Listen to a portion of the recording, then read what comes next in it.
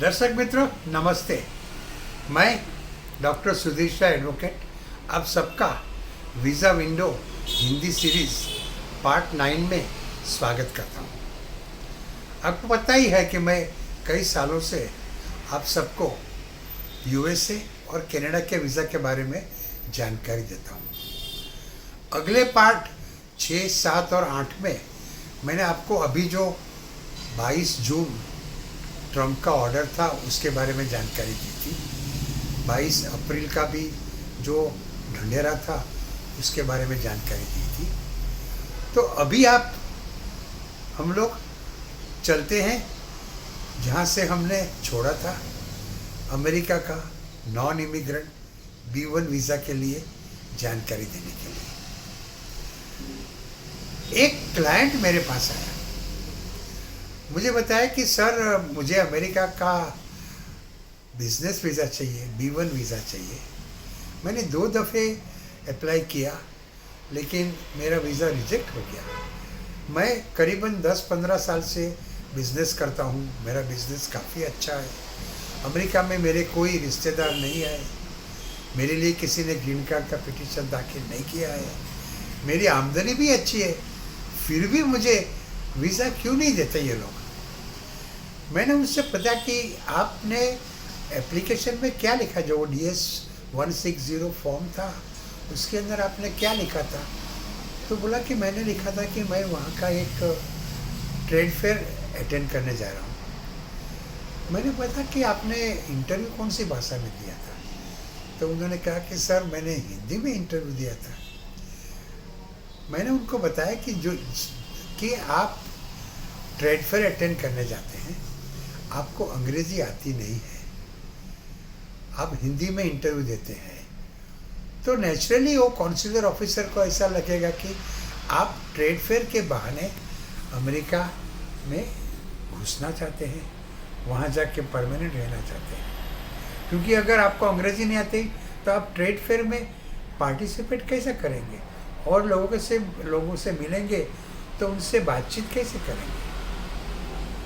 तो दर्शक मित्रों, जब आप अमेरिका के नॉन इमिग्रेंट कैटेगरी के B1 वीज़ा की अर्जी करते हैं और फॉर्म DS 160 भर के अप्लाई करते हैं, इंटरव्यू में जाते हैं, तो अगर आपको अंग्रेजी आती है तो आप अंग्रेजी में ही इंटरव्यू दीजिए। आपका जो DS 160 फॉर्म आप भरते हैं उसमें अगर आपने नहीं भरा है और किसी ने भरा आपके लिए भरा है तो क्या क्या लिखा है उसकी पूरी जानकारी ले लीजिए। और अमेरिका में बिजनेसमैन की हैसियत से जाके आप क्या करने वाले हैं ये सोच के रखिए, क्योंकि आपको यही सवाल पूछेंगे कि आप वहाँ क्या करने वाले हैं। अगर आप किसी को मिलने वाले हैं तो उनका अपॉइंटमेंट लिया है, उसके लिए उनका ईमेल मंगाइए, कागजात मंगाइए। अगर आप ट्रेड फेयर में अटेंड करने वाले हैं तो उसमें आप सचमुच में पार्टिसिपेट कर सकेंगे, ऐसी कॉन्सुलर ऑफिसर को आपको खातरी दिलानी पड़ेगी।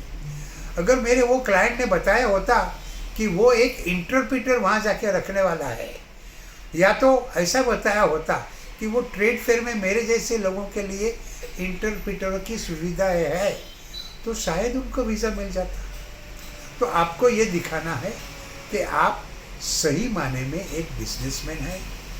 आपका अमेरिका में जाने का इरादा एक बिजनेसमैन की हैसियत से ही है। आप वहाँ बिजनेस के अनुरूप कार्यवाही करने वाले हैं, बिजनेसमैनों को मिलने वाले हैं, अपना खुद का बिजनेस क्या है वो बताने वाले हैं, सैंपल दिखाने वाले हैं, सैंपल देखने वाले हैं, ऑर्डर देने वाले हैं या ऑर्डर लेने वाले हैं, बिजनेस के कार्य में एग्रीमेंट करने वाले हैं, और आपके पास वहाँ जाने आने के लिए, ठहरने के लिए और भी जो मिसलेनियस एक्सपेंसेस है वो करने के लिए पैसों का पूरा बंदोबस्त है। और आपके इंडिया में, आपके खुद के देश में कौटुंबिक और नाणाकीय संबंध बहुत अच्छे हैं और आपका अमेरिका में ठहरने का बिल्कुल इरादा नहीं है। अगर आप ये सब दिखा सकेंगे तो आपको B1 यानी कि बिजनेस वीज़ा मिलने में दिक्कत नहीं होगी।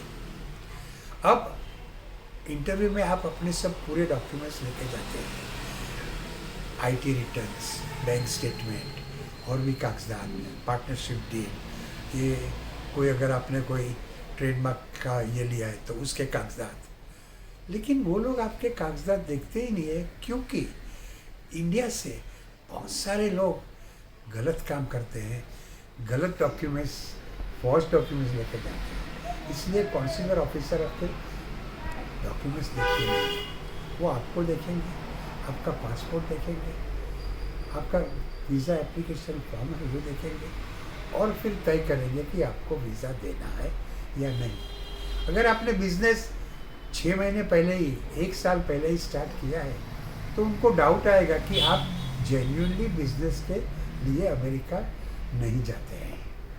लेकिन ऐसा नहीं है कि आपने अभी बिजनेस स्टार्ट किया तो फिर बिजनेस के कार्य के लिए आपको अमेरिका का वीज़ा नहीं दिया जाएगा। अगर आप ऑफिसर को ये कन्विंस कराएंगे, ये खातरी कराएंगे कि आपने बिजनेस तो नया स्टार्ट किया है, लेकिन आप बिजनेस के सिलसिले में ही अमेरिका जाना चाहते हैं, और ये देखो इन लोगों से मैं मिलने वाला हूँ, इनसे ये बातें करने वाला हूँ, ये हमारा कॉरेस्पोंडेंस है और मेरा बिजनेस अमेरिका के रिलेटेड ही है, तो आपको वीज़ा ज़रूर मिलेगा।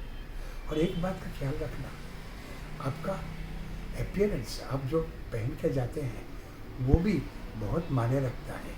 तो अगर आप बिजनेस वीज़ा की अर्जी करते हैं और काउबॉय जैसे जीन्स पैंट और टी शर्ट पहन के जाएंगे तो बिजनेसमैन है ऐसा उसको नहीं लगेगा।